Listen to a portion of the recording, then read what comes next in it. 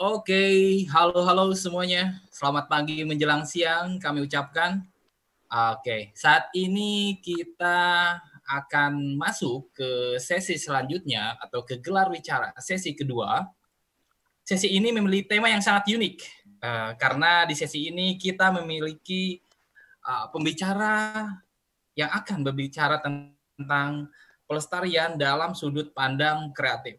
So, pada sesi ini kita akan dipandu oleh Saudara Tito Suryawan. Beliau adalah staf dari Yayasan Arsari Joyo Hadikusumo. Mas Tito, apakah sudah di sana, Mas Tito? Udah. Oke, Mas Tito. Take your time, Mas Tito. Ya, terima kasih. Dan katanya mau ngobrol-ngobrol sama Asbi. Oh ya, oke. Kita ngobrol-ngobrol dulu ya. Sambil menyapa-nyapa para pembicara mungkin ya. Benar. Ini pembicara kita udah pada masuk semua belum nih? Ada Mas Nugi, kemudian Bang Yori, sama ada Mas Garin ya. Ya, Mas Garin. Ya, selamat siang. Apakah udah masuk suaranya? Sudah masuk. Mas Garin, ada Mas Garin, tapi wajahnya nggak kelihatan nih Mas, biar terlihat Kenapa ya? Mas. Nggak tahu nih kenapa nih. Wah, ini belum make upan kayaknya nih Mas. Atau internetnya yang nggak jelas nih. Wajahnya nggak kelihatan. Mas Nugi di posisi Mas Nugi? Rahayu. Asik. Nah ini foto lagi. Mana Kenapa nggak dengar? Videonya, oke. Nah, gimana? Aduh, untung saya nggak pakai itu loh. Udah. Hampir sama. Nih, saya udah bawa, cuma saya nggak tahu ngikatnya. Ya, udah sekarang. Halo Mas Garin. Ya. Apa kabar semuanya? Baik, Mas Garin. Lihat ya. Halo. Oke, siap. Ya. Selamat pagi semuanya. Salam. Bentar. Selamat pagi. Halo, Mas Yori. Para wajah muda yang sangat kreatif semua di sini. Ada Mas Garin lagi ke belakang dulu sebentar, kemudian ada Bang Yori yang tadi baru saja kita simak videonya, lalu kemudian ada Mas Nugi yang juga tadi sebelumnya sempat kita lihat saksikan sama-sama lagu Nuswantara. Mas Nugi sekilas sebentar, Nuswantara itu dibuat tahun berapa Mas Nugi? Kira-kira tahun 2009, terus saya publish itu kira-kira 2010 atau 2011 ya, saya lupa sih. Karena memang lagu itu tercipta gara-gara ada satu momen spiritual lah yang saya temukan dalam perjalanan ini. Yang waktu itu ceritanya panjang lebar Mas ya? Iya, sempat cerita ya Mas Tito ya. Itu dah. Oke, tapi untuk teman-teman semua ya sedang menyaksikan sedikit informasi bahwa para tamu-tamu kita di kesempatan kali ini ada Mas Nugi sebagai musisi serta pemerhati lingkungan yang memang sudah bisa dikatakan hijrah ya, karena dulunya kan motoran tuh, sekarang sepedaan. Hijrah. Mas Garin ini punya lebih dari, mendapatkan, bukan punya ya, meraih lebih dari 65 penghargaan film dari berbagai festival internasional, baik itu film internasional maupun Indonesia ya. Lalu kemudian karyanya juga meluas dari film teater dan dance sampai instalasi art. Lalu kemudian Mas Garin juga banyak sekali mendapatkan penghargaan peran budaya tertinggi dari berbagai negara, serta tercatat sebagai pelopor generasi film pasca tahun 1900. Mas Garin juga pengajar S2, S3 di ISI Solo dan Jogja. Lalu kemudian ada Bang Yori. Kalau misalnya ada yang salah informasi tolong dikoreksi saya langsung ya. Kemudian ada Bang Yori punya nama lengkap Gregorius Antar Awal. Betul ya, Bang Yori ya? Jadi kemudian Bang Yori ini merupakan lulus dari jurusan arsitektur di Universitas Indonesia tahun 1998.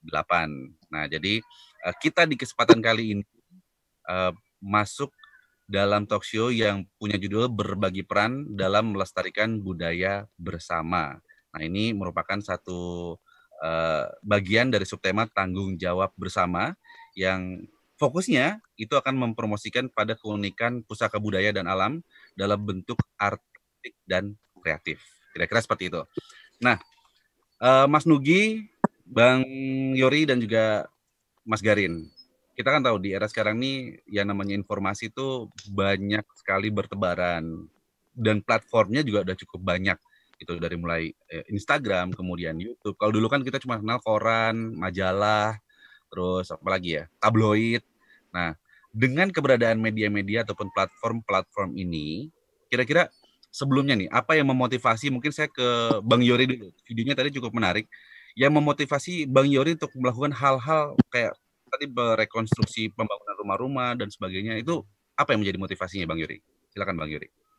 Ya, motivasinya tuh mungkin saya ralat, saya lulusnya tahun 1988. Oh, 88. Ya, siap. 1998, jadi saya jadi muda bener gitu. Oh iya, salah. Maaf. Motivasi ini sebetulnya saya kan lulus dari Universitas Indonesia ya.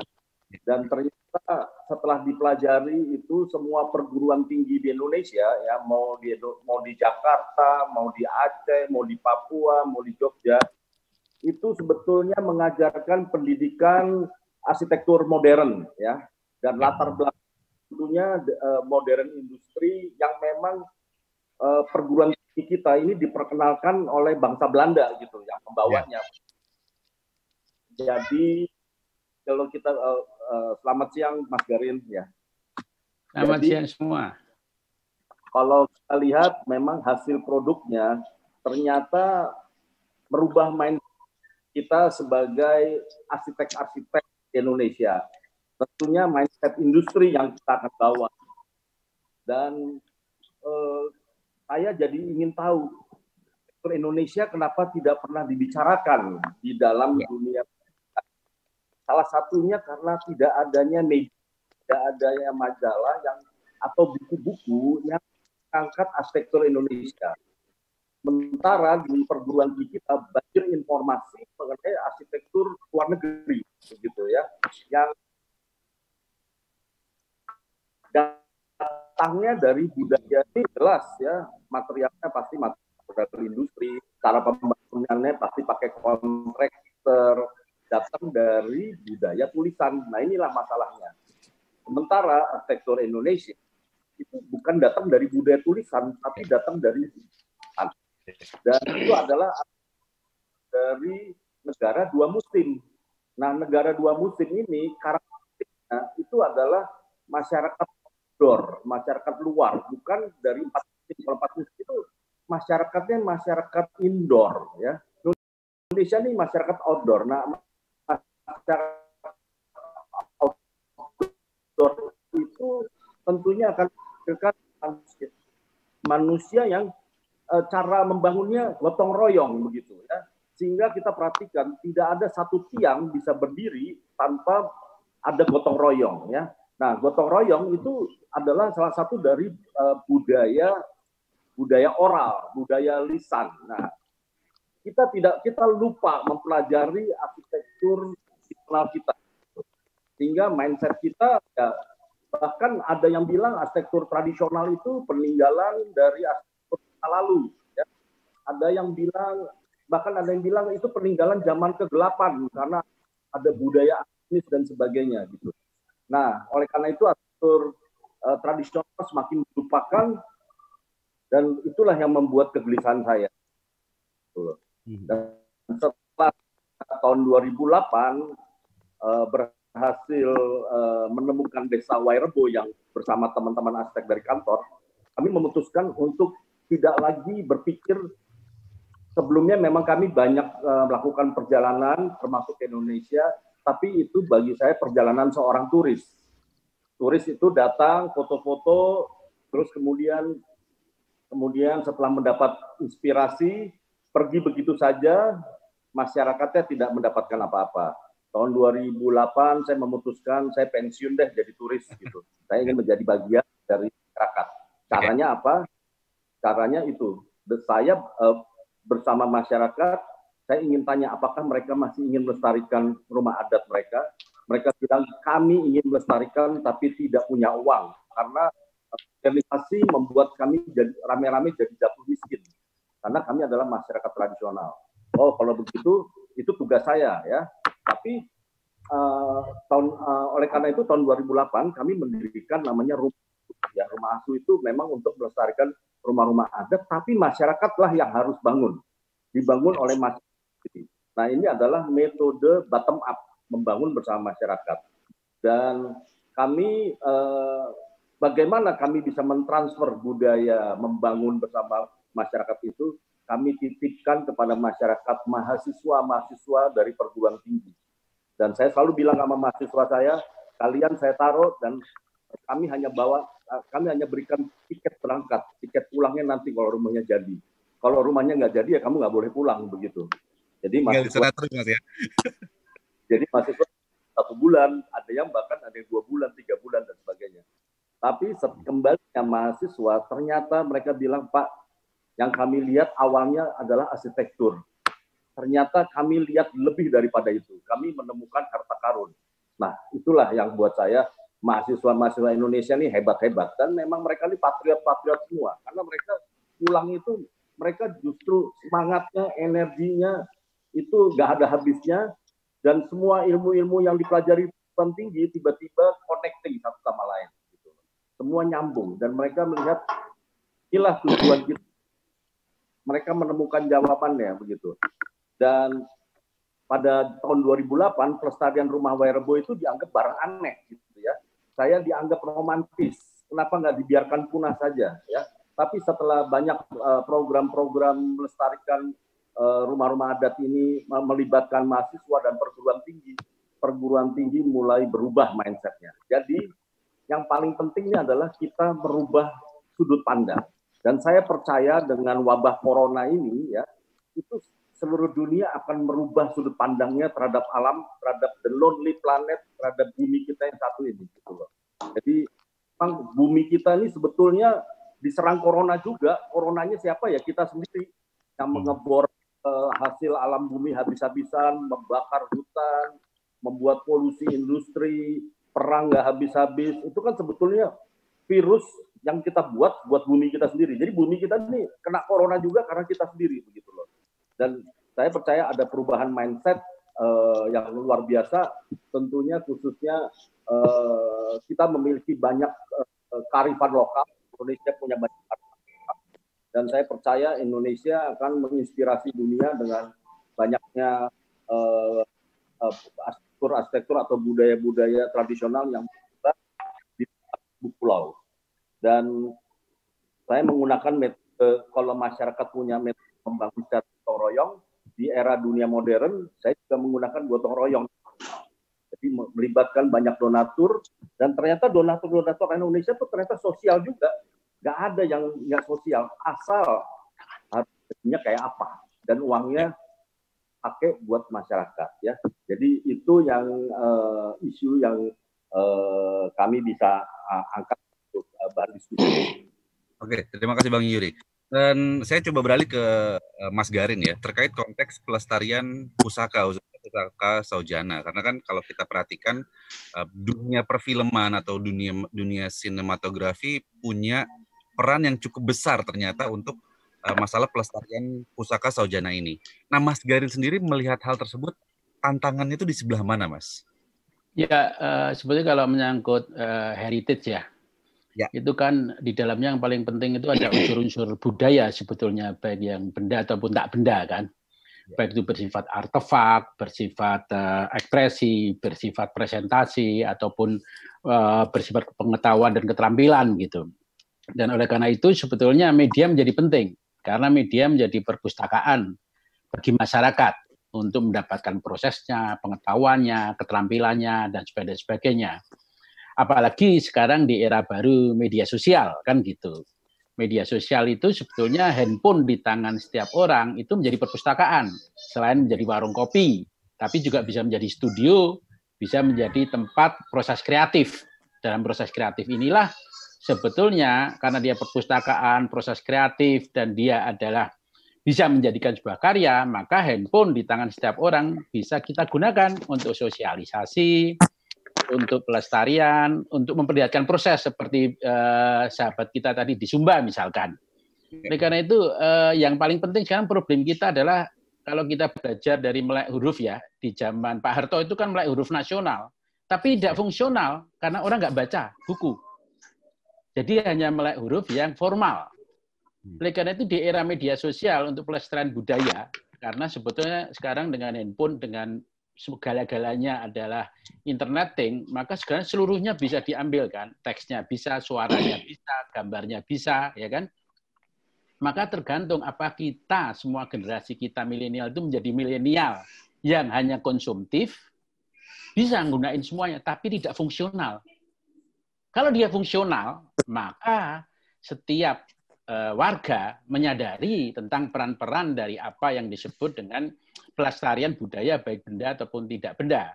Itu satu, di satu sisi. Di sisi lain, kalau sebagai pribadi memang sejak tahun 1985 aja saya sudah keliling ke Nusa Tenggara seluruhnya kan. Dulu kerjasama dengan UNDP misalkan tentang bagaimana memberdayakan rumah adat di Toraja, lalu ke Sumba sejak tahun 1986 sudah, lalu bikin film di sana 1994 misalkan gitu. Lalu kemudian ke Papua, terakhir saya bikin karya yang disebut Planet misalkan, ini tentang choir dan tentang apa yang disebut sumber daya tubuh manusia Papua misalkan. Lalu kalau dulu ada Anak Seribu Pulau ya, itu di TV, 5 stasiun TV misalkan. Nah kalau Anda lihat semua ini sebetulnya adalah ada tiga hal di dalam kehidupan pelestarian budaya yang bisa dimanfaatkan oleh para filmmaker atau pengguna media sosial secara efisien efektif jika kita menyadari bahwa kehidupan kita selalu dibagi tiga. Pertama yang klasik atau yang heritage lah. Kalau Bedoyo ya Bedoyo asli gitu. Ya. Itu kan tari Sumba asli, tapi ada yang budaya alternatif. Dia menjadikan tradisi sebagai warisan yang bertumbuh. Maka ada karya-karya Sardono menggunakan Aceh dengan baru, atau saya membuat Papua atau choir dari Kupang dengan lagu-lagu yang disebut lamen. Itu dikembangkan dengan cara-cara baru yang diterima global misalkan seperti itu. Dan kemudian yang ketiga ada kebudayaan yang disebut populer, dari populer, alternatif, dan heritage. Populer pun bisa mengelola sumber-sumber apa yang disebut dengan heritage dan alternatif ini. Misalkan kalau batik kan dijual umum, ada batik tulis yang dijual khusus, ada batik-batik lukis alternatif misal gitu. Jadi memang pelestarian budaya diperlukan strategi budaya. Strategi budaya adalah cara berpikir, bertindak, dan bekerja, bereaksi terhadap keadaan pelestarian budaya itu sendiri dalam zaman dan teknologi baru sekarang ini. Ini yang menjadi persoalan. Persoalan pertamanya adalah apakah kita fungsional melek digital atau tidak fungsional. Kedua, kita menyadari peran media sosial baru ini sebagai perpustakaan, sebagai studio, sebagai outlet, tapi mengobrol tentang hal-hal yang menyangkut pustaka ataupun heritage. Misalkan tentang proses tadi, tentang Sumba membuat rumah adat, proses kemudian ekspresi seni-seni, itu menjadikan warisan tidak sebagai sebuah tradisi yang mati. Kemudian sebagai proses kreatif, sebagai pengetahuan dan keterampilan dan sebagainya. Inilah tantangan baru dari hubungan media sosial baru atau konten digital ya dengan pelestarian budaya. Jika tidak, maka sebagian besar dari konten digital kita sebetulnya hanyalah warung kopi yang tidak ada isinya, dan kemudian justru pelestarian budaya tidak mendapatkan ruang tumbuh di media sosial kita itu. Maka kalau Anda lihat film-film saya yang berhasil internasional, baik Cannes, Berlin atau apapun, selalu punya sumber-sumber yang berbasis nilai-nilai kekuatan lokal. Seperti ada kan teman kita tadi, nilai lokal, baik itu di Papua, di Sumba, di Aceh, dimanapun juga. Di Aceh, tradisi lisan didong misalkan. Di Papua, olah tubuh manusia Papua, misalkan. Lalu kemudian di Sumba pada waktu itu adalah seluruh komponen dari arsitektur sampai pada tingkat-tingkat tradisi lisan dan ekspresi tubuh, misalkan. Dan semua itu menjadi suatu potensi dari puisinya, sastranya, musiknya, dan sebagainya. Jadi, mari kita lihat tantangan terbaru kita menjadikan handphone kita atau media sosial kita sebagai perpustakaan baru, studio, dan sebagai proses kreatif untuk menjadikan warisan sebagai sesuatu yang dinamis bagi perkembangan kita semua. Oke, jadi dimaksimalkan gitu Mas Garin ya. Oke, terima kasih Mas Garin. Sekarang kita coba beralih ke Mas Nugi nih. Tadi kan ternyata bentuk-bentuk kreatif itu banyak, nggak cuma hanya tulisan, nggak cuma hanya film. Salah satunya adalah musik. Dan musik bisa terbilang satu senjata yang sebenarnya paling ampuh. Kadang kan ada sebutan bahwa musik itu adalah bahasa yang universal. Nah, menurut Mas Nugi nih, supaya di era sekarang yang ya mungkin kita tahu ya nggak bisa tutup mata, banyak anak-anak sekarang yang mungkin kurang tertarik dengan hal-hal yang sifatnya budaya, heritage, meskipun ada, tapi mungkin jumlahnya tidak terlalu banyak. Nah, menurut Mas Nugi supaya kena dan tepat sasaran dalam hal musik ya tentunya khususnya, ini harus dibuat ramuan yang seperti apa, Mas Nugi? Saya melihat titik beratnya adalah karakter sendiri dari kata budaya itu menurut saya terlalu introvert. Jadi di saat-saat tertentu memang akhirnya orang hanya memikirkan atau merasakan kehadiran budaya itu pada saat perenungan atau saat melakukan perjalanan-perjalanan spiritual. Dan itu akhirnya membuahkan karya-karya yang menurut saya juga otomatis akan berbau ke arah sana, yang berbeda dengan peradaban yang selalu ekstrovert. Dan ini yang menurut saya yang harus kita siasati. Gimana caranya mengetengahkan budaya yang introvert ini menjadi sebuah budaya yang bisa juga ekstrovert dan dalam tanda kutip mewabah. Yang biasanya terjadi adalah memang harus ada andil dari sebuah kebijakan yang besar yang mengangkat bahwa jati diri itu bukan cuma sekedar di dalam, tapi harus ada di luar. Dan menurut saya di Indonesia ini, khususnya dari awal-awal terbentuknya negara ini diproklamasikan sampai sekarang memang belum ada satu momen di mana yang benar-benar diambil momentum kita harus berbudaya dalam semua atribut pemikiran, perkataan, pakaian, musik, film, apapun bentuknya, ekspresinya itu harus kelihatan di luar. Contoh yang bisa saya angkat sekarang memang pada saat ini adalah antara globalisasi yang juga katanya sudah melanda Indonesia dengan pemikiran pelestarian budaya yang barusan Mas Garin dan Mas Yori sudah sampaikan, itu sangat jomplang ya. Misalnya pada saat pembangunan bandara aja yang terjadi di seluruh Indonesia, yang menurut saya kata-kata globalisasi itu akhirnya meruntuhkan unsur-unsur karakteristik dari setiap bandara yang tadinya sempat saya rasakan kalau pergi ke Kalimantan, ke Sulawesi, ke Jawa, dan ke Papua. Kemungkinan besar akan segera hilang. Bahkan yang saya dengar di Labuan Bajo juga akan segera diinternasionalkan dengan globalisasi bandara. Dan disitulah akhirnya kita ada di satu arus yang nggak gampang untuk kita lawan dalam tanda kutip. Nah, gimana caranya sebenarnya ya supply dan demand, kita harus meninggikan demand-nya anak-anak di zaman sekarang tentang kerennya mempunyai atribut budaya Indonesia dari segala macam pemikiran dan karya-karya mereka. Dan ini nggak gampang, karena jujur aja budaya jauh dengan kapital. Kapitalisme ya maksud saya. Itu yang jadinya susah. Jadi kalau ditanya apa yang harus kita lakukan, sampai hari ini saya hanya public sharing yang bisa saya lakukan.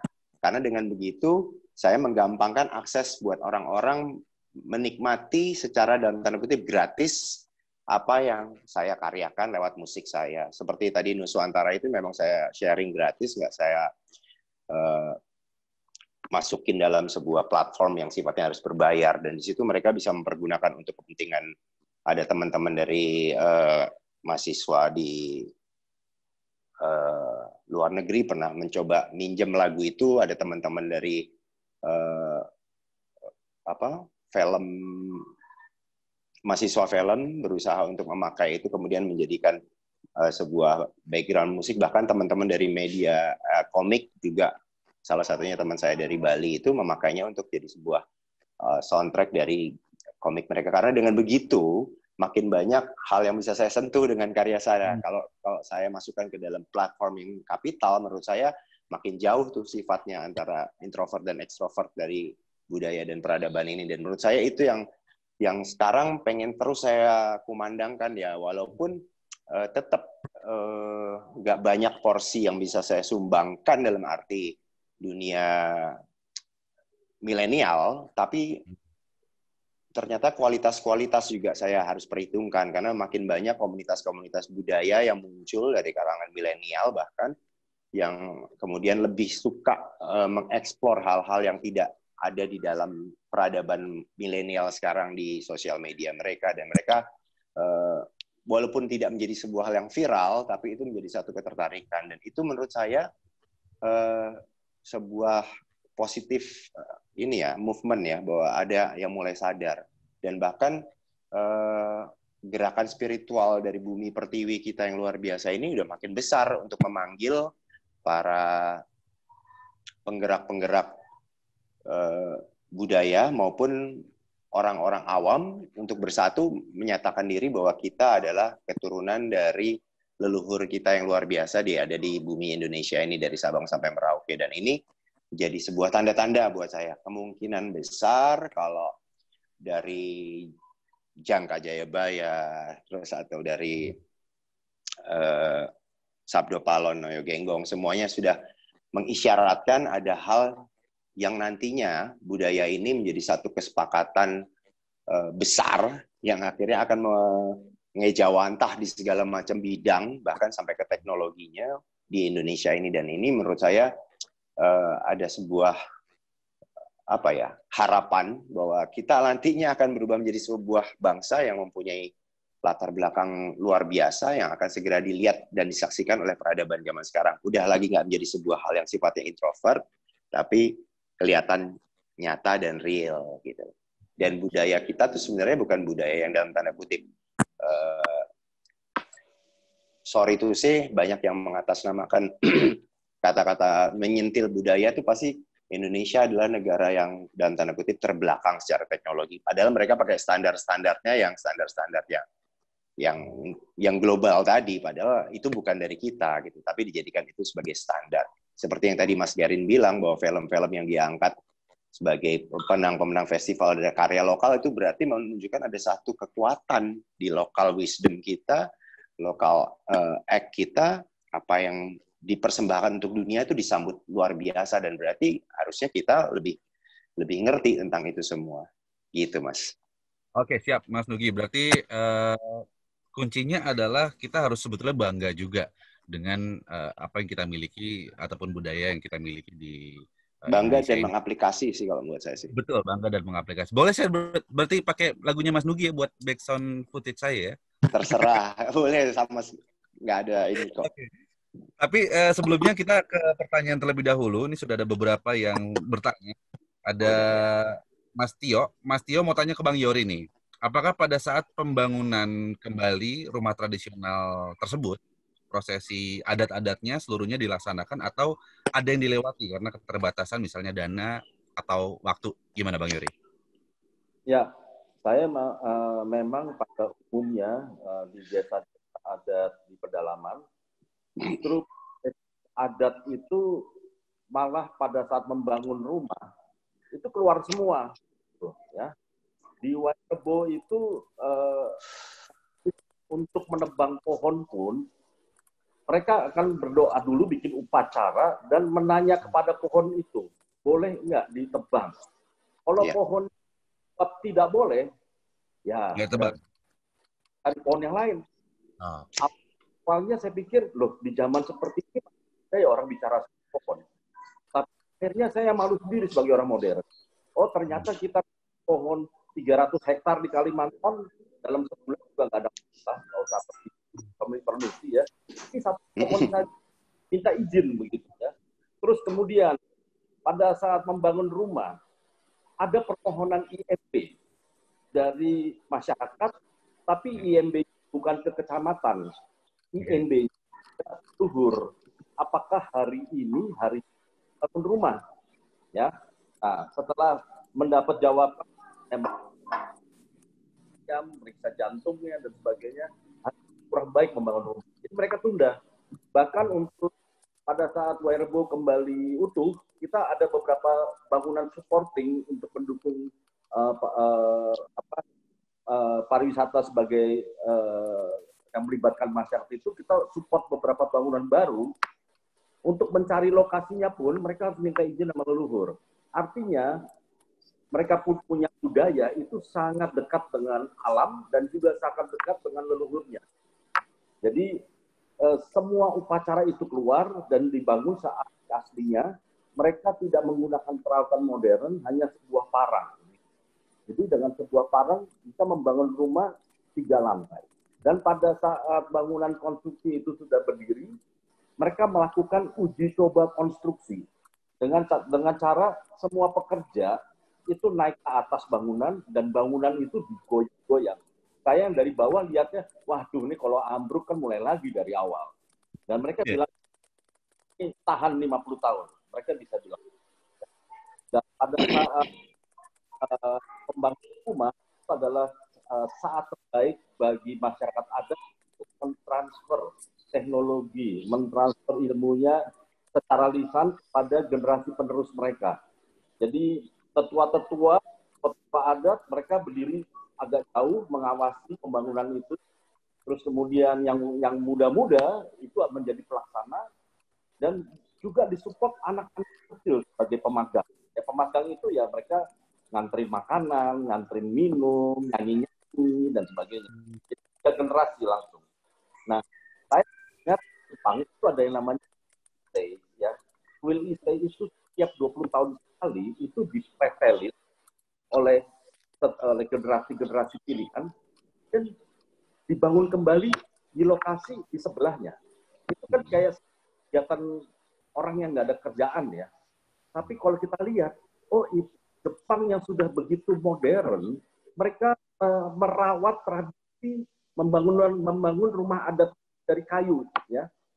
Dan kalau kita lihat kearifan lokal dari rumah-rumah adat di Indonesia, apakah ada rumah adat yang melukai? Semua di atas umpak, ya. Tidak melukai bumi. Bayangkan kita orang modern, kita bisa kalau dapat lahan 1 hektar, yang 1 hektar itu begitu ya kira-kira. Nah, kemudian konstruksinya umumnya pakai konstruksi knockdown atau konstruksi ikat. Jadi gempa, bangunan itu tinggal goyang-goyang aja. Setiap ada gempa, orang-orang tradisional itu malah ketawa-ketawa, mereka asik, ada gempa, mereka menikmati rumahnya. Tapi mereka yakin persis bahwa rumahnya tidak akan ambruk. Di Nias pada kejadian gempa, 800 orang meninggal di kota besar, hanya 1 orang yang meninggal di rumah adat, karena rumah adatnya kebetulan ada di pinggir jurang, jadi terguling. Ya. Jadi, dan itu yang membuat para profesor Jepang dapat berburu ilmu di Nias. Mereka tes dengan alat peralatan modern, ternyata rumah Nias bisa menahan gempa sampai skala 11. Jadi mereka terheran-heran. Ya. Dan ilmu itu sayangnya kok kita nggak pelajari gitu loh. Nah, tugas kita sebagai generasi milenial ini ya, buat generasi arsitek penerus ya, bawalah ilmu dari arsitektur tradisional yang kita ilmu dari arsitektur masa lampau, bawa ke masa kini. Ya. Tugas kalian itu membawanya ke masa kini dan membawa ke masa depan. Jadi kalau ada orang bilang tradisi dan budaya kita itu adalah masa lalu, itu tradisi dan budaya kita itu justru masa depan kita. Ya. Dan bangsa Indonesia itu bangsa penemu, bukan bangsa followers. Bukannya kita peradaban atau budaya orang lain, kita punya peradaban yang luar biasa dan sangat menginspirasi dunia. Ya, terima kasih Mas Bang Yori. Juga sekaligus menjawab ada pertanyaan tadi dari Mbak Dia, kemudian ada Mbak Nurmaya. Tapi saya kembali ke konteks utama kita nih, mempromosikan kebudayaan kita dalam hal-hal yang memang sekarang kita milikin. Menurut Mas Garin nih, apa sih kesulitan utama untuk kita mempromosikan hal-hal yang tadi sudah diceritakan oleh Bang Yori, yang sudah disampaikan oleh Mas Nugi?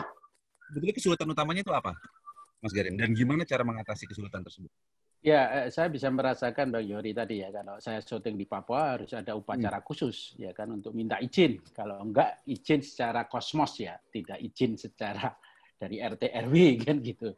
Nah, memang dilema kita adalah kita apa yang disebut dengan pelompatan dari tradisi lisan ke dalam tradisi lisan baru bergambar, yaitu handphone itu sendiri atau media sosial.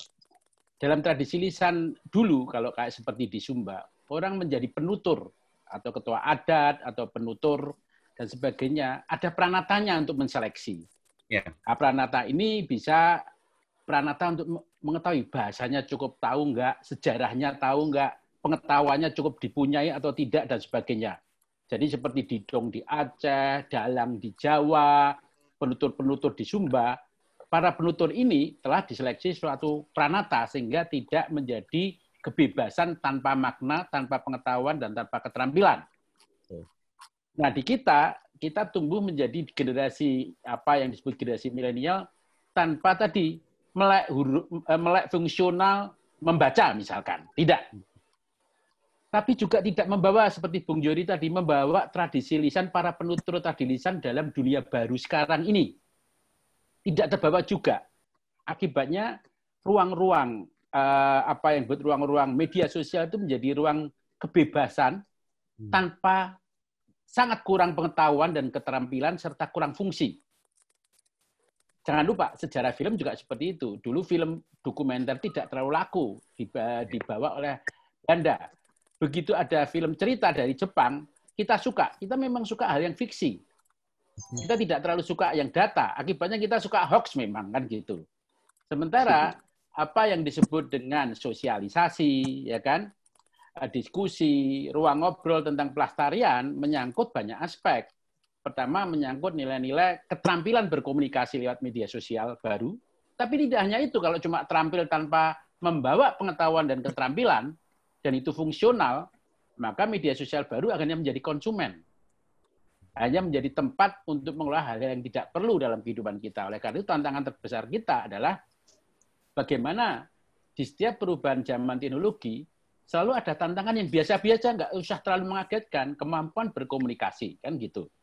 Seperti Bung Yori lihat, ketika misalkan kita di Sumba, misalkan ya, mengajarkan tentang tarik batu aja, itu buku-buku tidak akan mungkin berfungsi 100%.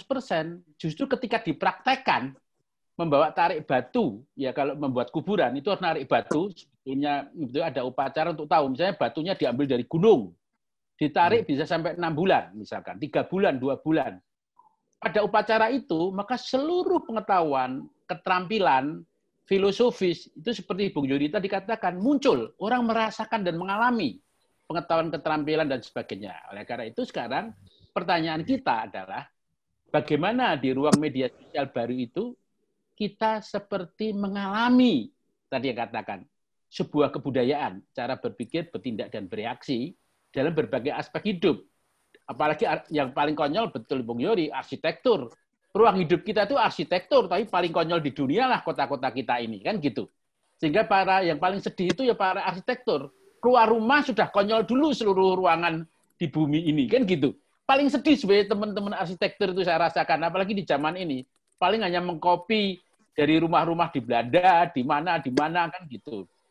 Oleh karena itu, yang ingin saya katakan pada akhirnya adalah kebebasan yang dipunyai dan ruang tiap detik. Jadi kalau handphone itu tiap detik kita bisa memberikan informasi dan menambahkannya, ya kan, dalam sebaran yang luar biasa.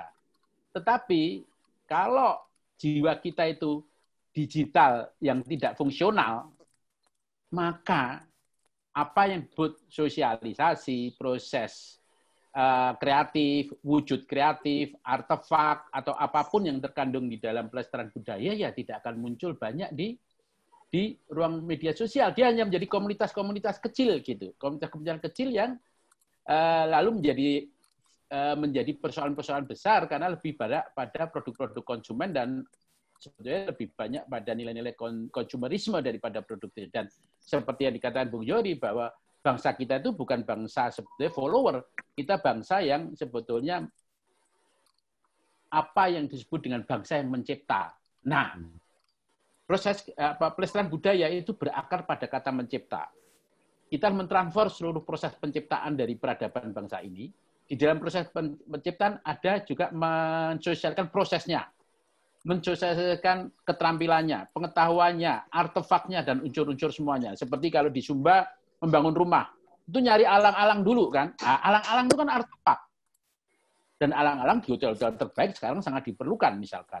Dan itu dilempar ke atas dengan nyanyian-nyanyian yang luar biasa karena menghormati sumber-sumber dari alam itu sendiri misalkan seperti itu. Nah, nilai-nilai kayak gini misalkan lah ada sekarang seorang chef dari Papua yang sangat terkenal. Seluruh bintang-bintang dunia, termasuk Rolling Stone itu bisa bekerja sama dengan chef Papua. Dia mengelola itu bersumber dari apa? Yaitu upacara makan bersama batu yang ada di Papua, dan dianggapnya hutan adalah pasar gratis yang terbesar misalkan kayak gitu. Jadi sesungguhnya nilai-nilai tradisi ini nilai yang sebetulnya sangat dinamis, bukan nilai yang statis. Pikiran kita aja yang statis gitu. Pikiran kita aja yang hanya mencontoh dan kebudayaan. Misalkan lah, seperti kalau Anda datang ke mall itu belajar dari orang Jepang, belajar dari Nias. Tempat pertemuan masyarakatnya belajar dari Nias. Oleh karena itu, sebenarnya salah satu penting dari pelestarian budaya adalah sumber-sumber pengetahuan, keterampilan, dan sumber-sumber proses penciptaan, sumber-sumber hubungan mikro dan makro, kosmos, itu ada di situ. Kitalah yang menerjemahkan di dalam peradaban baru, termasuk di dalam karya-karya. Kalau media sosial mampu semacam itu, maka dia baru menjadi melek digital yang fungsional, bukan melek digital yang konsumerisme gitu. Oke, terima kasih Mas Garin, dan juga untuk teman-teman yang sudah mengirimkan pertanyaan, mohon bersabar terlebih dahulu. Ada Mas Andi, kemudian ada Daniel, kemudian Kemuseum, Dewa, lalu ada Hendrawan, dan masih banyak lagi. Tapi kebetulan karena konteks kita sedang membicarakan tentang mempromosikan budaya dengan bentuk kreatif yang memang tepat dan efektif. Ini ada satu pertanyaan yang cukup menarik dari Bintang Maulana. Untuk Bang Yori, Mas Garin, dan juga Mas Nugi, terutama nih, bagaimana cara membentuk sebuah karya, baik itu arsitektur, film, maupun musik, dengan refleksi konsep pelestarian budaya yang hakiki. Sementara kan kondisi modernisasi saat ini kan kalau mau mengangkat local wisdom secara total, itu kayaknya agak kurang memungkinkan dengan percepatan dan kuantitas tadi. Dan apabila dipaksakan, kayaknya seolah-olah pelestarian budaya pada tiap karya yang dibuat ini cuma main tempel aja, formalitas yang penting ada aja. Ada suara gamelan aja misalnya, tanpa menyertakan falsafah yang sesungguhnya. Nah, gimana nih caranya ngebentuk sebuah karya yang baik tadi tuh? Dari Mas Nugi dulu deh, dari segi musik dulu. Silakan Mas Nugi. Masih di mute Mas Nugi.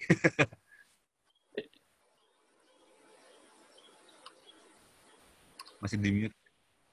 Sebentar. Mute. Oke, sip. Oke, siap. Mas Nugi gimana? Ya, satu yang paling pasti kita nggak boleh instan pada saat kita mau menjalankan sebuah penerapan karya dengan menempelkan unsur budaya atau mengkombinasikan unsur budaya yang ada di bumi Indonesia ini. Karena sesuatu yang instan itu menurut saya yang sekarang ada gitu loh. Tapi kalau budaya kita selalu mempunyai proses. Prosesnya itu mulai dari pencarian bahan, maupun itu literasi ataupun itu tutur yang kita dengar dan apa yang pengen kita sampaikan. Kemudian proses kreatif kita pada saat kita mau mensejajarkan dengan kehidupan kita sekarang. Misalnya saya memakai gadget peradaban sekarang, yaitu komputer. Apa analog sound-nya yang bisa saya pakai, yang bisa merepresentasikan kebutuhan yang akan saya coba sampaikan dalam karya musik saya. Kemudian habis itu kita berdiskusi tentang apa yang sudah kita sampaikan ini, apakah sejalan dengan apa yang diinginkan dari sisi leluhur misalnya. Dan itu buat saya proses itu nggak boleh pengen buru-buru ya. Saya yakin pada saat Mas Yori atau Mas Garin mengadakan perhelatan yang mempunyai latar belakang budaya, pasti semuanya juga melakukan itu. Dan moga-moga teman-teman yang pengen berkiprah di sana juga jangan langsung potong kompas bahwa kalau misalnya gamelan itu Damitilada bisa digabungkan dengan pentatonis Jawa, bisa digabungkan dengan pentatonis yang ada di Sulawesi segala macam dengan mudah. Tapi ternyata memang banyak hal-hal yang pernah saya alami sendiri waktu itu dengan teman-teman saudara-saudara dari suku Sasak di kaki Gunung Rinjani, di mana saya membawa peralatan musik saya gitar digabungkan dengan peralatan musik mereka yang ada genggongnya, ada suling Bodewa kalau nggak salah di sana. kemudian saya menemukan satu bentuk hal perenungan bahwa ternyata saya nggak boleh secara gampang menyatakan bahwa peralatan musik saya bisa digabungkan dengan gampang dengan peralatan yang mereka pakai di sana. Karena semuanya mempunyai satu pakem-pakem yang menurut saya harus kita renungkan gitu loh. Mereka boleh begini, nggak boleh begini karena ada sesuatu yang sifatnya sakral. Itu kata-kata sakral itu menurut saya ada di setiap lini budaya di seluruh Indonesia ya. Dan baru-baru ini saya juga bertemu dengan suku Oli yang ada di Kelimutu. Kemudian saya dikasih tahu di situ ada satu alat musik namanya biola, tapi biola satu senar. Mereka nyebutnya bukan biola, tapi dituturkan bahwa alat musik ini alat musik pertama sebelum biola itu muncul. Jadi pada saat biola muncul pun katanya menurut penuturan tetua di sana ini adalah terinspirasi dari perjalanan mereka sampai ke daerah sana. Dan menurut saya itu suatu hal yang sangat luar biasa bahwa di lini-lini musik aja di Indonesia masih hal-hal yang belum tereksplorasi dan belum bisa juga dikomunikasikan dengan baik. Jadi yuk sama-sama kalau kita mau berkiprah di jalur yang sifatnya lokal wisdom ataupun kearifan lokal maupun itu konten budaya Indonesia memang harus berproses. Jangan lelah berproses untuk bisa mencapai satu kesepakatan bahwa kita pengen mengangkat ini menjadi sebuah pagelaran yang pengen kita sampaikan, entah itu arsitek, entah itu film, ataupun tarian, ataupun musik. Karena kita bangsa yang mempunyai runtutan sejarah yang mungkin tidak tertulis lebih panjang daripada yang tertulis. Dan menurut saya sangat meyakini itu ketimbang bahwa kita pengen langsung potong kompas bahwa era di tahun 15 sekian itu adalah era ininya Indonesia, padahal sebenarnya jauh sebelumnya sudah terjadi kebudayaan yang sangat luar biasa ada di wilayah Sabang sampai Merauke yang bisa kita lihat sampai sekarang masih terwakili dari tutur, dari gaya hidup mereka, dan sekaligus dari alam yang ada di sekitar itu. Dan itu benar banget bahwa semua hal yang sifatnya kearifan lokal di seluruh Indonesia pasti bersumber dari alam yang mereka tinggali, dan itu menurut saya menjadikan satu karakteristik bagaimana proses itu harus terus terjadi dan nggak boleh dikonfirmasi secara standar yang biasa gitu, tapi standar yang lebih variatif, dalam arti misalnya di Sulawesi kalau mau bikin kapal pinisi begini, bukan berarti di Jawa atau di Bali itu sama, dan itulah hebatnya teknologi kita. Kira-kira itu. Ya, Mas Nugi, kalau dari Bang Yori, sorry. Bang Yori, untuk membentuk sebuah karya arsitektur, kan seperti dikatakan bahwa untuk membuat sebuah bangunan aja kita banyak ritual-ritualnya. Mungkin nggak sih untuk, mungkin secara bentuknya aja deh, diterapkan ataupun diimplementasikan ke dalam bangunan ataupun arsitektur yang ada di sekitar kita? Ya, jadi memang betul juga tadi Mas Dugi udah bilang, kita tuh jangan nanti akhirnya jadi tempelan ya. Dulu pada saat kami melestarikan Wairebo, semua orang bilang bentar lagi karya saya semuanya rumahnya bentuknya kayak Wairebo. Ya kan bukan itu gitu ya. Seperti arsitektur joglo nggak pas kalau di arsitektur Bali kalau ditaruh di Minangkabau kan juga tidak pas. Tapi dalam proses pelestarian rumah adat, kita harus belajar yang paling otentik, paling original dulu, yaitu rumah adat yang diturunkan secara turun-temurun. Nah, di Wairebo pada saat kami membangun rumah lainnya yang fungsinya bukan rumah adat, tapi fungsinya mungkin ya sifatnya sekolah atau taman bacaan atau homestay, mereka juga ternyata juga tidak memperlakukan itu sebagai rumah adat ya, sehingga material-material modern pun masuk, tapi tetap tidak kehilangan soul atau roh Wairebo-nya, cara mereka tinggal dan sebagainya. Itu yang harus kita pelajari. Nah, tugas para arsitek ini bawa itu ke masa kini gitu loh. Bagaimana mengkinikan, bagaimana mengaplikasikannya di kota-kota kita yang modern. salah satu yang kita bisa pelajari ya, saya hampir selalu menemukan di dalam rumah adat itu tata ruangnya simpel sekali, dan itu sebetulnya sangat modern buat kita.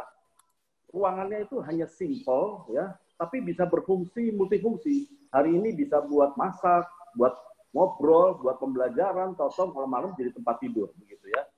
Sedangkan kalau rumah 4 musim yang orang-orang Eropa itu, wah ruangannya banyak bener gitu ya. Sehingga kalau kita mengikuti, wah semua ruangan dimasukin, akhirnya rumah kita jadi besar sekali.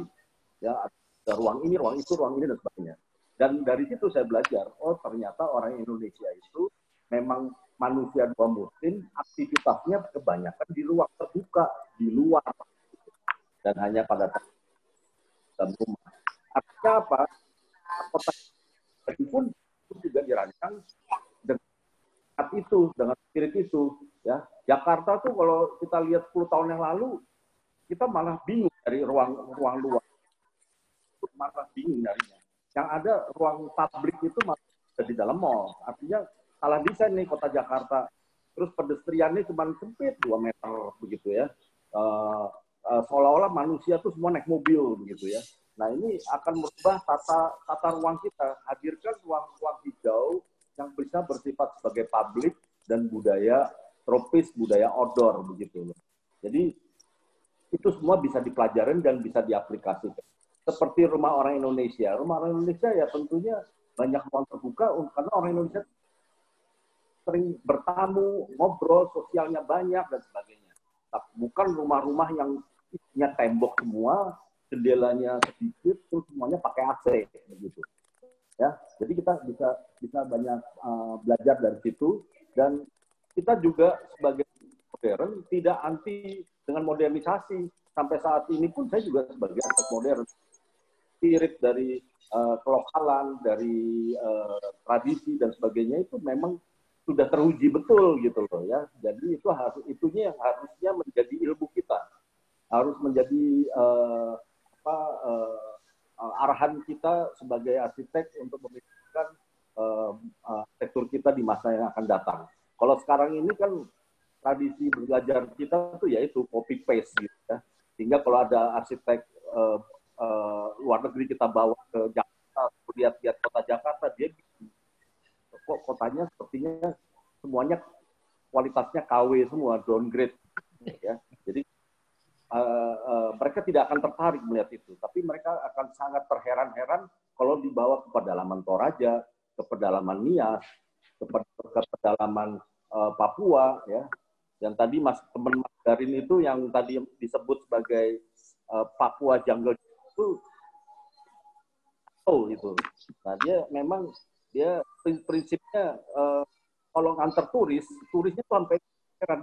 Kita makan siang, makannya makan apa? Kita bawa makanan. Tapi hutan itu adalah mall. Nah, itu kan nilai antik yang tentunya ada peradaban yang selalu ternyata survive dan bisa memiliki apa ya? Kenapa kita nggak belajar dari situ?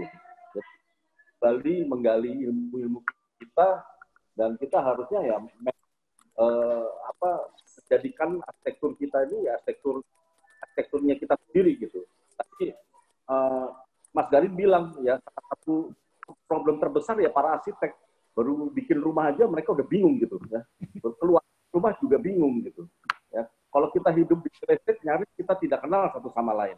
Tapi kalau kita tinggal di kampung-kampung adat semuanya kenal gitu. Apalagi rumah Dayak gitu yang rumahnya panjang sekali ya. Itu dari sampai itu lorongnya panjang dan lebar itu sebetulnya kayak mall malahan ya, kayak mall. Itu kayak sharing living room gitu, itu bersama. Mereka tinggal di dalam bilik-bilik itu sendiri. Itu keunikan yang luar biasa dan itu punya nilai inspiring gitu. Oke. Kalau gitu Bang Yuri kita tahan dulu ke Mas Garin, kita beralihnya.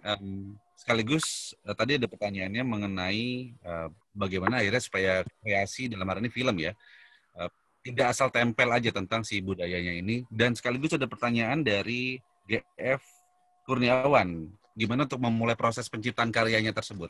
Silakan Mas Garin.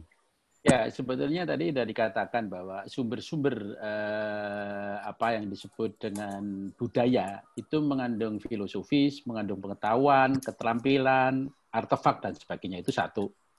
Proses dan sebagainya. Yang kedua adalah bahwa warisan atau tradisi itu bukan sesuatu yang statis. Dia mengalami pertumbuhan sesuai dengan zamannya. Jadi kalau tari bedoyo, itu ada tari bedoyo yang membawa pestol. Tapi ada tari bedoyo yang membawa gelas wine. Ada yang membawa panah. Setiap zaman ditanggapi dengan cara-cara baru, baik dalam teknologi, pengetahuan, keterampilan, tetap berakar pada nilai-nilai yang sudah menjadi kekuatan besar dari tradisi lokal itu sendiri.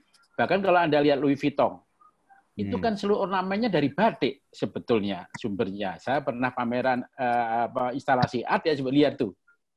Di outletnya itu bentuk-bentuknya itu betul-betul diambil dari batik. Desain batik misalkan seperti itu.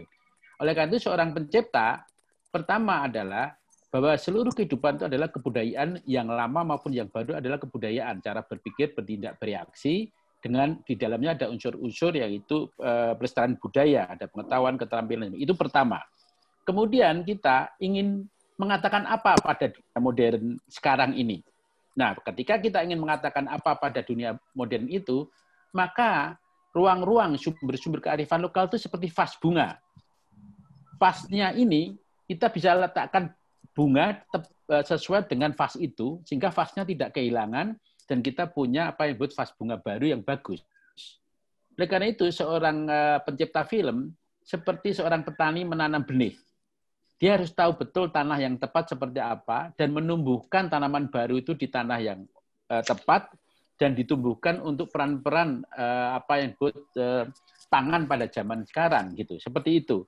Jadi selalu ada proses kreatif yang ada nilai tambah baru dan mencangkok yang baru tanpa kehilangan nilai sejarahnya. Jadi kalau saya misalnya sekarang membuat Planet ini. Planet adalah sebuah karya yang teater memakai apa yang disebut dengan lamen, lagu-lagu oral tradisi tentang kematian, wabah, dan sebagainya, sudah membuka di Australia dan akan keliling Eropa, tapi ditunda karena ada masalah pandemi ini.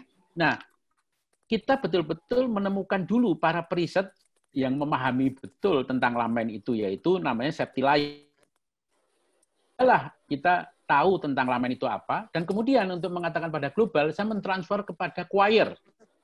Karena choir itu adalah suatu cara-cara komunikasi musik yang global.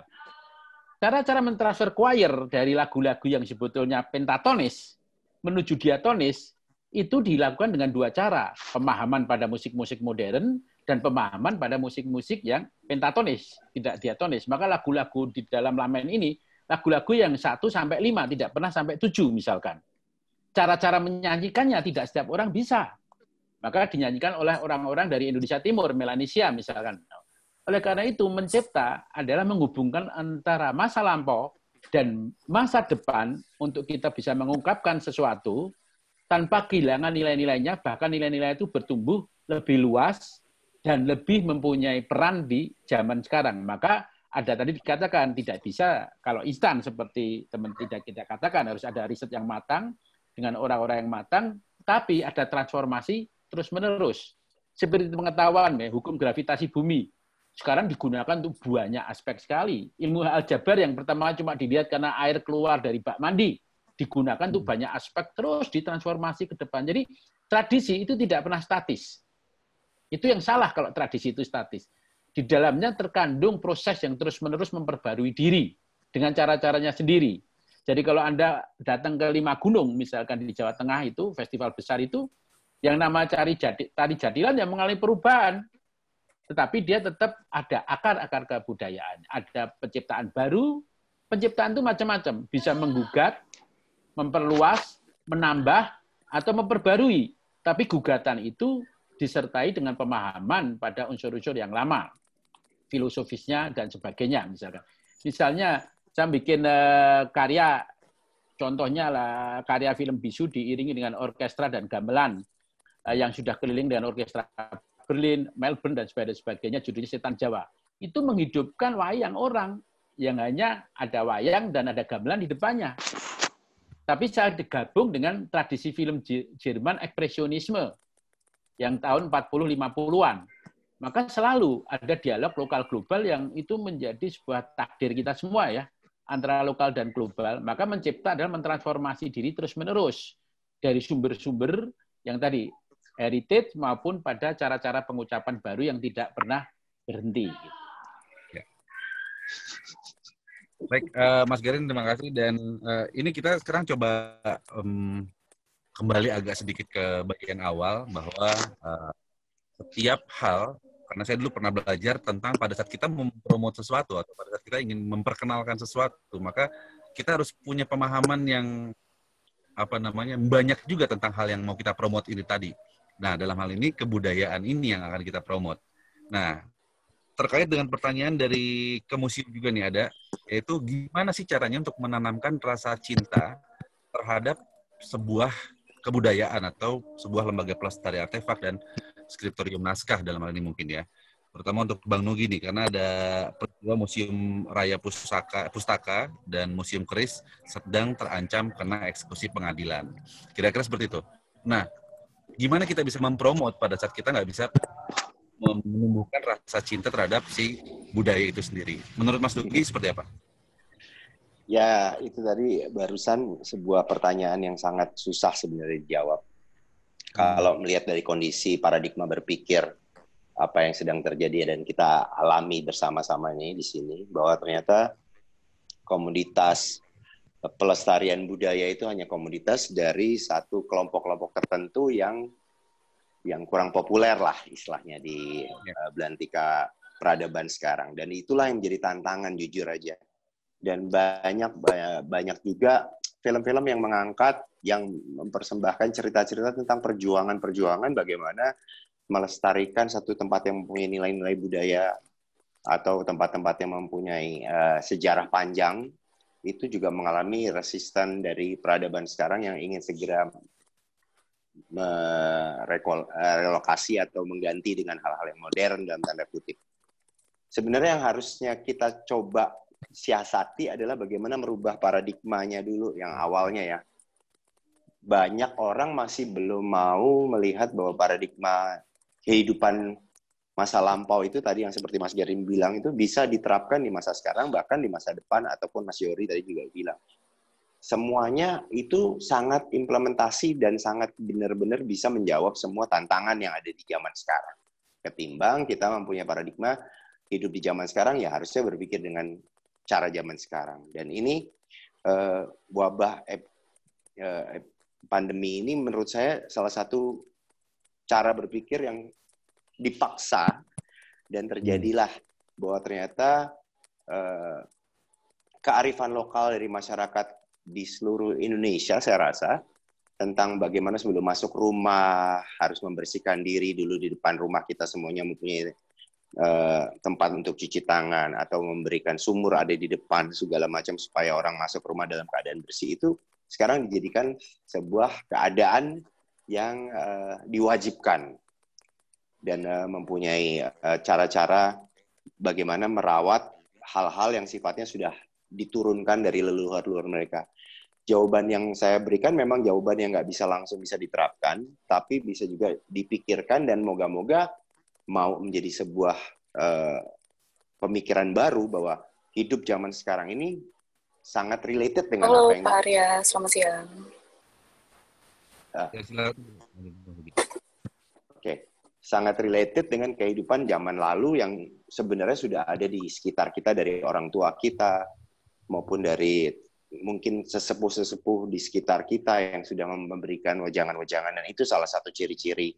Kalau kita mau mendengarkan mereka dan mengaplikasikan dalam arti itu udah aturan kuno, aturan yang segala macam, kemungkinan besar pelan-pelan paradigma kita akan ikutan bahwa kita mempunyai satu pertimbangan tentang tempat-tempat yang barusan disebutkan. Di mana tadi Mas Tito? Ya, gimana? Ada masalah tentang apa tadi? Oh, ini yang raya, sebentar ada di chat, sebentar ya. Nah ini di Museum Keris, Museum Raya Pustaka dan Museum Keris. Ya, yang saya lihat memang pada dasarnya paradigma berpikir dari pengembang maupun pembuat kebijakan yang akan merelokasi tempat tersebut ataupun merehabilitasinya mungkin menganggap bahwa itu akan bisa direkayasa sedemikian rupa sehingga tidak harus berdiri di situ. Dan inilah yang menjadi tantangan sih jujur aja dari berbagai macam wilayah di Indonesia, seperti pembangunan jalan yang harus memindahkan sebuah tempat sakral di daerah tertentu. Itu udah sering terjadi dan itu akhirnya selalu kebutuhan dalam tanda kutip peradaban sekarang, yaitu pembangunan tadi, menjadi alasan karena menjadi kebutuhan banyak orang. Nah, bagaimana caranya kebutuhan banyak orang itu ya sekali lagi, apa benar ini menjadi kebutuhan banyak orang gitu loh. Karena kita mempunyai nurani ya masing-masing, saya rasa sih itu. Dan ini yang harus coba kita bangun terus-menerus dengan postingan di media sosial, dengan cara-cara kita menelurkan karya-karya, sehingga apa yang disampaikan nantinya akan mengetengahkan pemikiran-pemikiran kita yang sifatnya tadi, yang sifatnya, ternyata yang kuno ini belum tentu harus ditinggalkan loh. Gitu. Atau harus diganti dengan hal yang baru, atau hal yang praktis. Karena kata-kata praktis itu menurut saya sangat berdampak sekarang di zaman sekarang. Dari mulai gerakan tahun 60 dengan penemuan gadget-gadget teknologi yang memudahkan kehidupan orang, sampai sekarang di era abad 21 ini udah kelihatan banget dampaknya.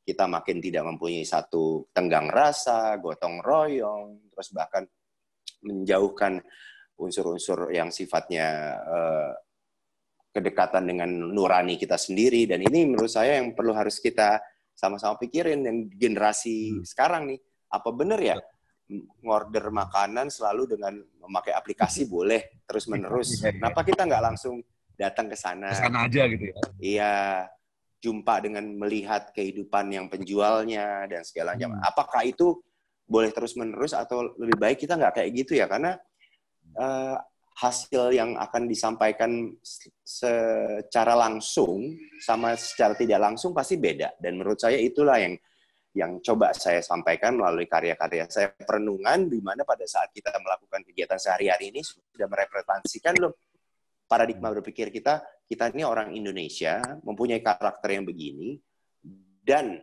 bukan nggak bisa kita terapkan karakter-karakter leluhur kita yang terdahulu di zaman sekarang. Kayak mengucapkan salam, kayak permisi pada saat kita mau melakukan sesuatu, atau menunggu saatnya dipersilahkan, segala macam. Itu kan udah mulai kehilangan, dan dari situ muncullah berbagai macam hal-hal yang menjadi dalam tanda kutip sekarang disebut sebagai kendala untuk mengapresiasi hal-hal yang sifatnya masa lampau, seperti tadi bangunan yang museum keris yang menurut saya sangat-sangat sakral ya harusnya ya, dan bisa dipikirkan bagaimana supaya orang-orang pembuat kebijakan itu selalu melihat itu sebagai salah satu acuan sebelum mereka membuat satu gerakan politis maupun gerakan yang sifatnya dinamis tadi dalam tanda kutip. Oke. Yap, Mas Nugi, kalau gitu Gitu ke Mas Garin, Nyonso nih, Mas Garin, Nyonsewu. Iya. Mas Garin, kalau kita bicara tentang tadi Mas Nugi kan mengatakan bahwa untuk mempromot ataupun mempromosikan sesuatu maka harus ada kecintaan yang tumbuh terlebih dahulu. Sementara generasi zaman sekarang cintanya dengan bintang-bintang zaman sekarang. Mungkin nggak mengkolaborasikan itu gitu. Kayak misalnya bikin film tentang hal yang bersifat budaya, heritage ataupun lingkungan, tapi menggunakan talent-talent yang memang digemari saat ini. Tantangannya di mana? Ataupun kendala-kendalanya apa yang akan dihadapi, Mas? Ya, sebetulnya formula itu kan sering digunakan ya. Misalnya terkenal masuk ke hutan Kalimantan, ketemu monyet di Kalimantan, atau masuk ke hutan Lampung, banyak banget digunakan menggunakan kebintangan, karena kebintangan itu adalah tidak sekedar sosok, tapi dia membawa simbol, membawa makna, dan membawa simpati dan sebagainya kalau bintang itu punya karakter tertentu gitu. Tetapi lebih dari itu adalah cara berpikir berbangsa, paradigma tadi yang dikatakan teman kita Nugi tadi. Misalkan seperti inilah, tadi sudah saya katakan, waktu saya tahun 91-92 diundang ke seluruh museum Amerika, mereka bilang sederhana, selera itu harus ditumbuhkan, tidak dijargonkan, dan tidak diikuti. Kalau mau diikuti, masa burger di sini ke Jogja diganti gudeg? Ya kan? Tidak, mereka membentuk kebudayaan burger. Ya kan gitu. Oleh karena itu peradaban yang membentuk itu yang tadi katakan Mas Yoris tadi harus kita bangun kembali. Caranya adalah membentuk selera. Mengikuti pasti ada, tapi upaya yang terbesar dari peradaban adalah membentuk selera. Nah, membentuk selera itu termasuk mencintai itu memang dibentuk oleh banyak ruang.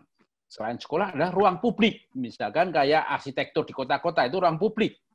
Termasuk museum. Maka mereka, direktur museum Amerika bilang, orang datang ke museum bukan menjadi teman. Orang datang museum untuk mengetahui apa yang disebut teater, dans, tari, atau artefak apapun untuk mengalami menjadi sensitivitas dengan disiplin hal, sensitivitas ruang dalam arsitektur, sensitivitas warna, sensitivitas bunyi, sehingga kalau nanti dia menemukan sumber-sumber budaya, dia langsung mencintai, karena sejak kecil masuk ke museum. Seleranya dinaikkan, kan gitu. Kalau dia jadi politikus, dia tahu perlunya apa, infrastruktur semacam apa yang perlu dibangun, nilai-nilai apa yang perlu dibangun. Itu satu.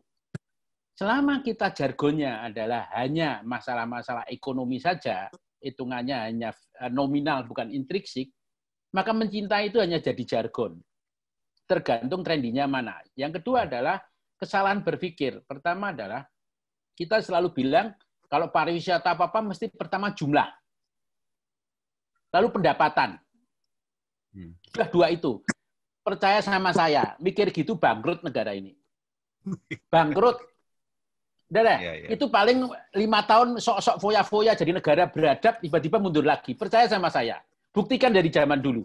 Yang ngomong gitu. Pasti bangkrut lagi. Nah, kenapa?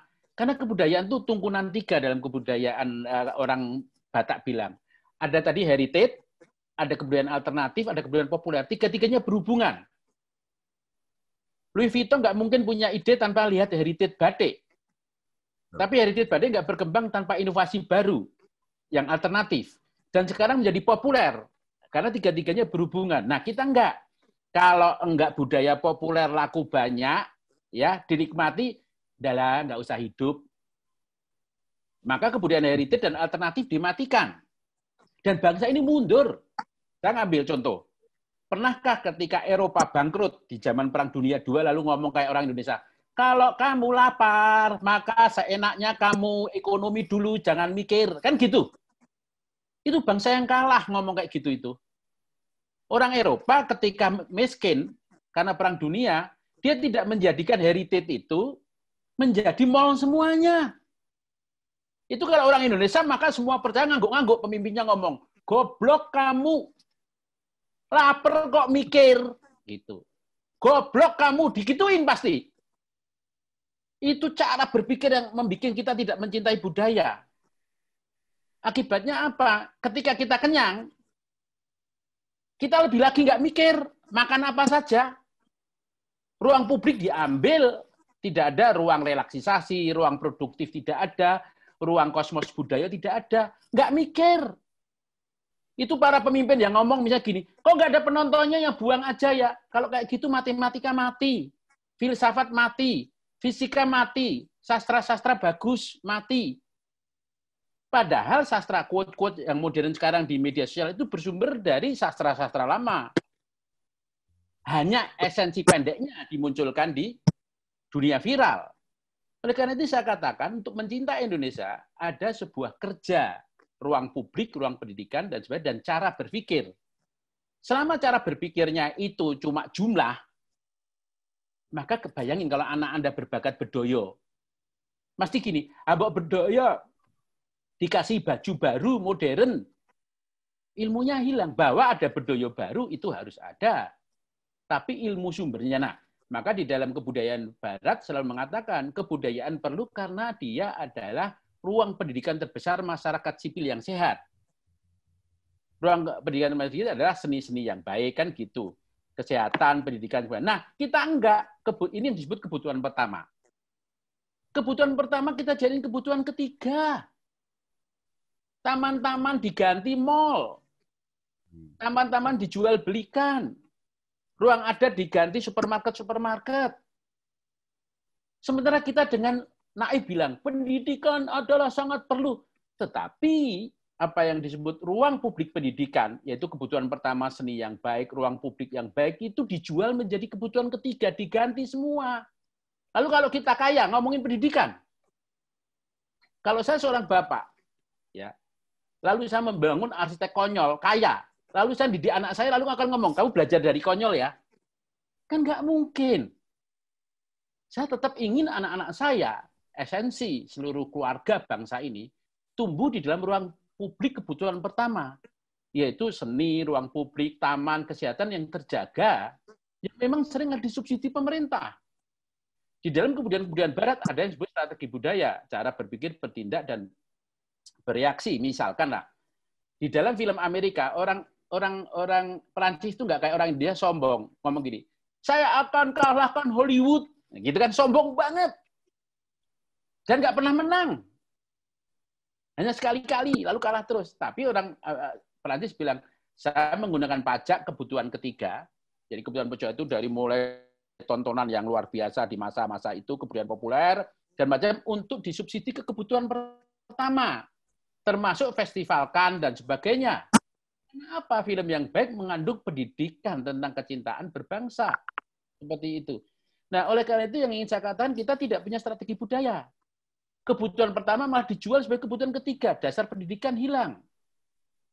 Maka di Barat, orang Eropa tenang, mau filmnya nggak laku, ada festival Berlin, ada festival Venice, ada festival Cannes. Kalau orang Indonesia sudah bilang gini nih, buang-buang duit lu ya, bodoh kamu ya, goblok ya, kamu nggak bisa bisnis.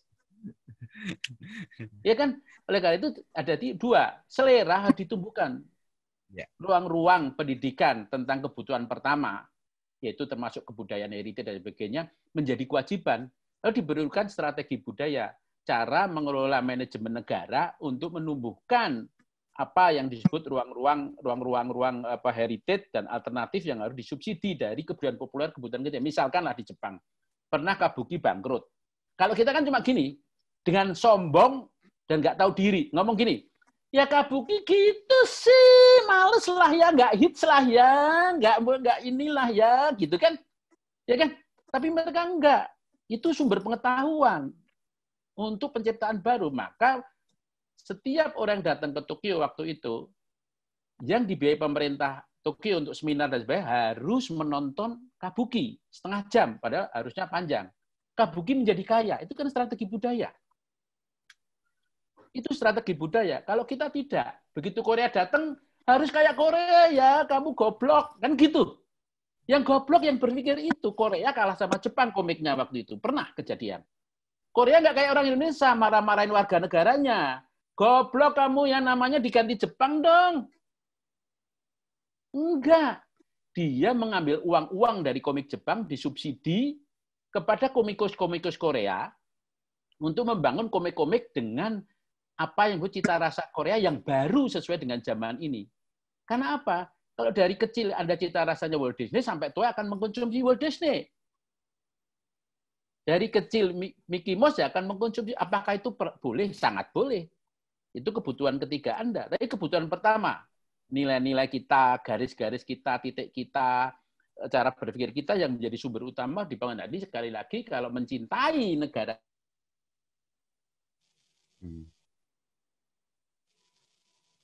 budaya, yaitu cara mengelola sumber-sumber keuangan untuk memberikan subsidi pada kebutuhan pertama, yaitu termasuk heritage itu, ya. Dan yang kedua, ruang-ruang publik, dan ketiga, selera yang dibangun. Selera itu termasuk cinta.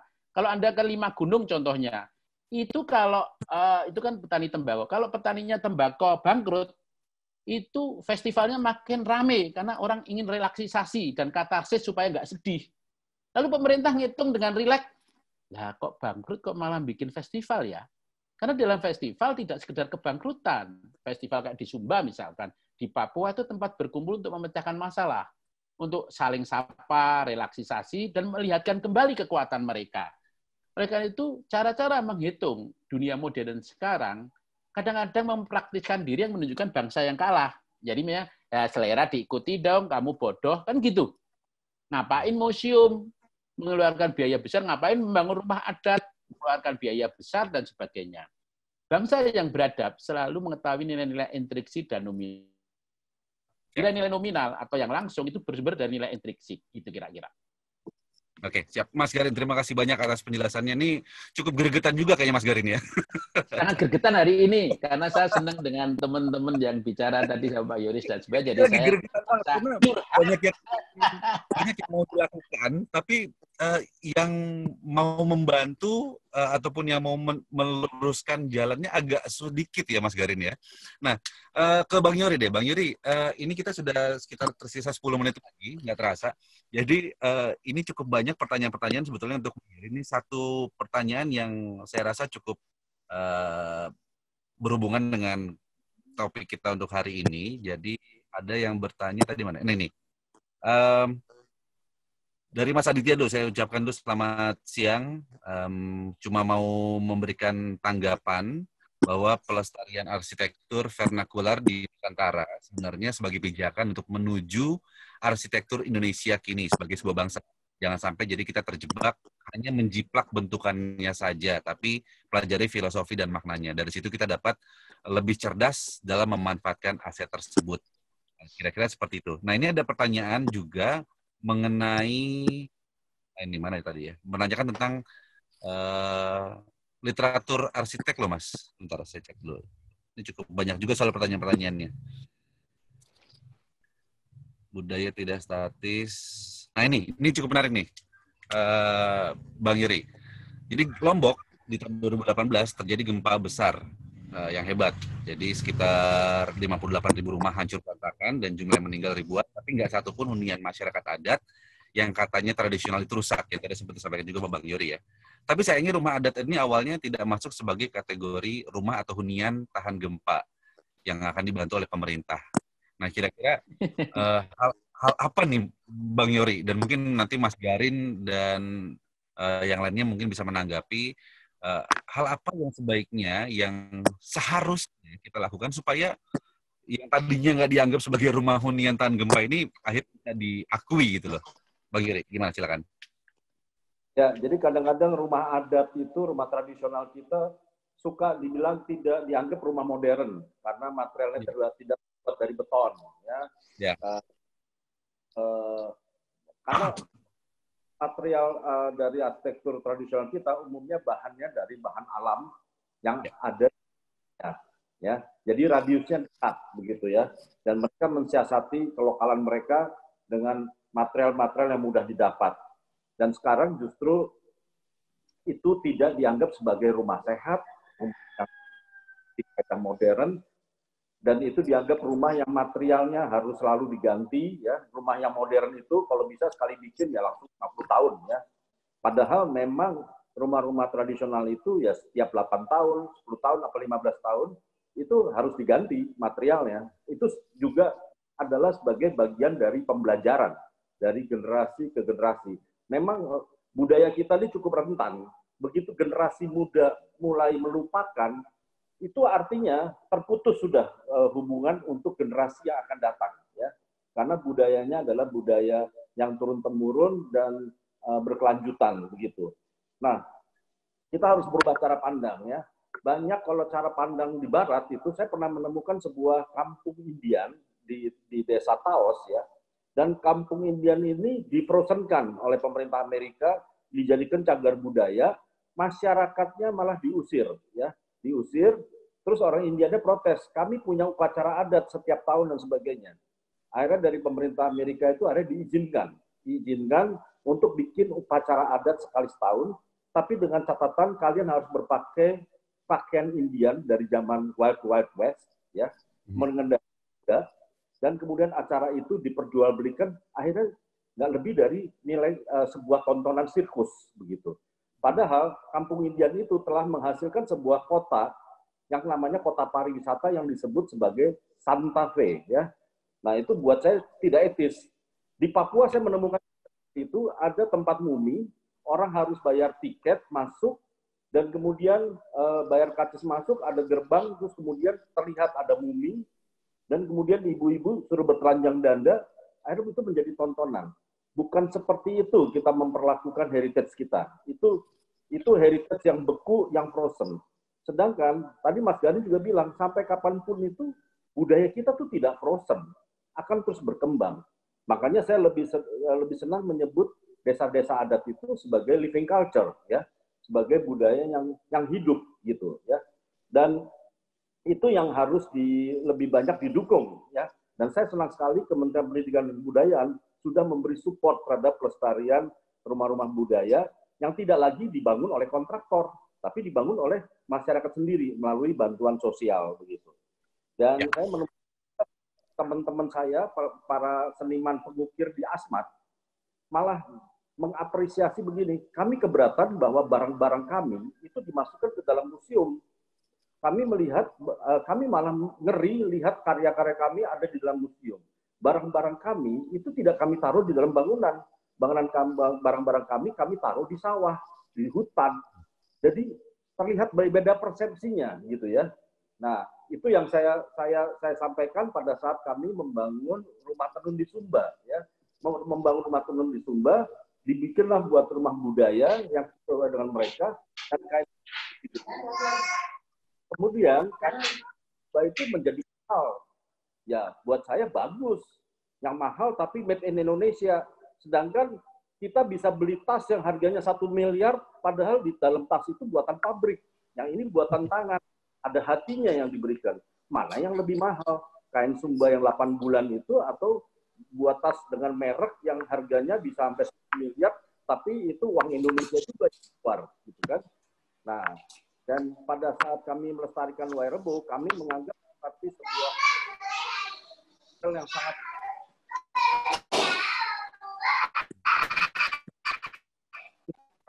orang luar, orang Amerika. Artinya yang kembali ke Indonesia paling cuma 10%, ya. 10% buat membersihkan hotel, buat nyapu-nyapu, buat ngepel-ngepel. 90% uang kita hilang di ATM, larinya ke luar negeri. Nah, di wayang rebo itu apapun yang dibelanjakan oleh turis pengunjung itu jatuhnya ke masyarakat adat. Nah, itulah bagi saya bagaimana masyarakat itu juga ikut menikmati, bisa juga menjadi masyarakat yang modern, tapi juga ikut melestarikan budaya mereka gitu. Dan sorry saya potong Bang Yori karena waktunya udah semakin menipis. Jadi terkait dengan konteks kita ataupun tema kita di kesempatan kali ini, mungkin penutup singkat saja, apa yang sebaiknya kita lakukan bersama-sama untuk mempromosikan, kemudian untuk menumbuhkan kecintaan tadi terhadap budaya yang kita miliki. Silakan. Dari Bang Yuri terlebih dahulu, singkat saja silakan. Ya, kalau saya tentunya kita lebih cepat itu merubah mindset ya, merubah mindset. Jadi salah satunya saya dengan sangat senang kalau bisa pergi sama Mas Garin, Mas Nugi, ya, terus kita bersama-sama live in di pedalaman, itu jelas. Setuju. Saya diajak udah lama nggak ke Sumba saya. Usahakan BPPI bisa bikin trip live in di pedalaman, itu akan merubah mindset kita dan akan ya kira-kira begitu. Oke, siap Bang Yuri. Mas Garin gimana, Mas Garin? Iya, sekarang ini dengan media sosial baru ya, Revolusi 4.0 itu kita bisa mengambil momentum nggak untuk menggunakan Revolusi 4.0 bagi pelestarian budaya. Karena dalam Revolusi 4.0 itu banyak aspek yang bisa dikembangkan sebagai kekuatan siar lah pelestarian budaya. Karena ada kekuatan kemudian mengelola networking sosial misalkan. Kemudian mengambil artefak-artefak secara cepat dan disebarkan misalkan. Kemudian yang ketiga menjadikan apa yang disebut sebuah arisan baru ataupun sebuah perjalanan baru dan sebagainya. Jadi dan kemudian jarak dan sebagainya sudah mulai menjadi hilang. Oleh karena itu Revolusi 4.0 hanya punya makna apabila pengetahuan dan keterampilan dialirkan dan dikelola dengan cara-cara baru pada media sosial kita yang punya potensi begitu luas untuk kita tidak hanya bangga handphone kita jumlahnya 2 kali penduduk, internet dikonsumsi nomor 5 di dunia, serba nomor 5 semua, 10-5 tetapi konsumtif benar. Ya, mari kita kembangkan Revolusi 4.0 mengambil momentum. Rata-rata bangsa kita setiap revolusi gagal mengambil momentum. Revolusi 1.0, 2.0, 3.0 selalu gagal. Dan kita selalu euforia menjadi bangsa yang mengkonsumsi, sementara orang lain bertumbuh peradabannya, baik ekonomi maupun kebudayaan. Ya, terima kasih Mas Garin. Mas Dugi, silakan. Ya, kalau buat saya mungkin sekarang tiba saatnya kita mempunyai pertimbangan dari setiap daya pikir kita untuk coba melihat tutur dan juga tulisan dari budaya-budaya yang kita bawa masing-masing dari kesukuan kita. Coba baca apa yang ditemukan, terus bertanya sama orang yang di sekitar kita dulu, dari orang tua maupun kakek kita dan segala macam. Itu menurut saya dari sumber-sumber yang ada di sekitar kita akan timbul satu perhatian-perhatian khusus, dan moga-moga itu memicu cara kita memandang peradaban sekarang, bahwa ternyata apa yang sudah diturunkan sama pendahulu kita, leluhur kita, itu sesuatu yang sifatnya sangat applicable di masa sekarang, dan bahkan dalam tanda kutip bisa menjadi penyelamat buat kita semuanya, bangsa Indonesia. Oke, terima kasih Mas Nugi. Dan itu tadi para narasumber kita, pembicara-pembicara kita yang hebat-hebat. Ada Bang Yori, kemudian ada Mas Garin Nugroho, dan lalu ada Mas Nugi yang sudah membicarakan bagaimana sih caranya supaya kita bisa mempromot ataupun menyebarluaskan tentang kebudayaan yang kita milikin. Tentunya terima kasih dan mohon maaf untuk para penanya yang sudah mengirimkan pesan-pesannya tapi belum terbaca. Ini sangat banyak kesempatan bisa kita baca karena fansnya Bang Yuri banyak loh ini. Ini Bang Yuri mungkin bisa nyebar nomor telepon Bang Yuri. Jadi nanti lain kali kita akan sambung kembali Mas Garin dengan kegergetannya tadi. Mungkin nanti bisa kita bikinkan forum tersendiri Mas Garin ya supaya lebih tuntas lagi ngobrolnya. Forum greget maksudnya, forum greget. Oke, kalau gitu terima kasih banyak untuk seluruh narasumber. Semuanya. Ya, salam dan saya Cita Surya. Salam, rahayu. Rahayu.